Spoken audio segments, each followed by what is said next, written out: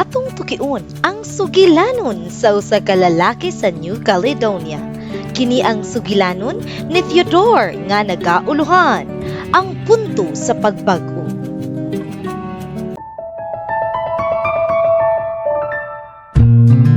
Si Theodore nagpuyo sa tropical nga isla sa Lifo kabahin sa teritoryo sa New Caledonia. Gikan siya sa usa ka gamayng tribo ug mao ang kinamanghuran sa 12 ka magsuon gipadako sa usa ka mahigugmaong Kristohanong pamilya. Apan sa iyang pagka-teenager, nadani siya sa kalibutan ug sa impluwensya sa barkada. Miundang siya sa pag-eskwela ug nasangit sa bisyo, sigarilyo, droga ug pag-inom nga nagdala kaniya sa kahawang ug kasakit sa kasing-kasing.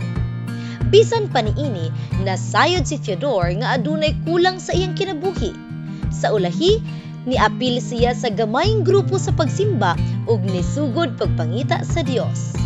Nangita siya og Biblia, nagbasa niini matag adlaw ug nagtinguha nga makaila pag-ayo kang Jesus bisan pa man sa pagsupak o pagpasakit nga iyang nasinati tungod sa iyang mga pangutana sa pulong sa Dios.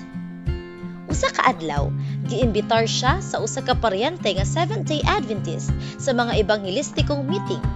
Didto niya nadungog ang tin-aw ug mahigugmaon nga mga mensahe sa Biblia mahitungod kang Jesus isip personal nga manluluwas ug sa kamatuoran sa igpapahulay.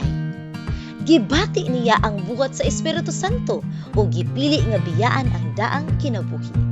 Niadtong Hunyo 19, 2019, nabautismohan si Theodore, usa ka adlaw sa tinuod nga kagawasan.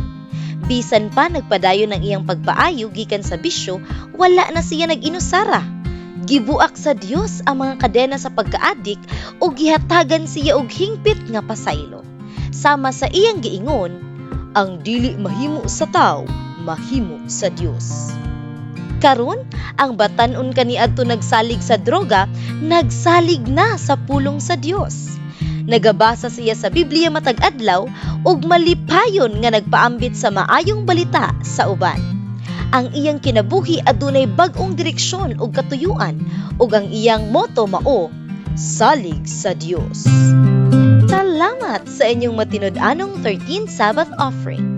Pinaagi niini matukod ang usa ka center of influence sa Wallis nga makatabang sa pagdala sa paglaom ug gugma ni Jesus sa mga tawo sa New Caledonia Mission.